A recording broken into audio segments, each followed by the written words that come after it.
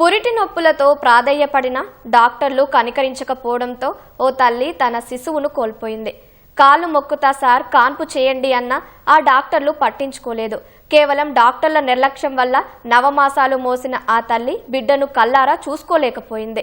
జోగులాంబ గద్వాల జిల్లా ఐజ మండలం మేడికొండ గ్రామానికి చెందిన మీనాక్షి రెండో కాన్పు ప్రసవం కోసం ఈ నెల 9న గద్వాల ప్రభుత్వ ఆసుపత్రికి వెళ్లింది.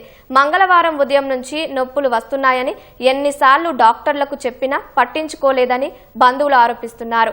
డాక్టర్లు సకాలంలో స్పందించి ఉంటే పాప బతికి ఉండేదని వారు వాపోతున్నారు. బుధవారం తెల్లవారుజామున డాక్టర్లు ఆపరేషన్ చేసి పాపను బయటకు తీశారని బంధువులు చెబుతున్నారు. విషయం తెలుసుకున్న కలెక్టర్ రిజ్వాన్ బాషా షేక్ ప్రభుత్వ ఆసుపత్రికి సందర్శించి కారకులపై కఠిన చర్యలు తీసుకుంటామని బంధువులకు జిల్లా కలెక్టర్ హామీ ఇచ్చారు. సిజర్ చేస్తామని చేసి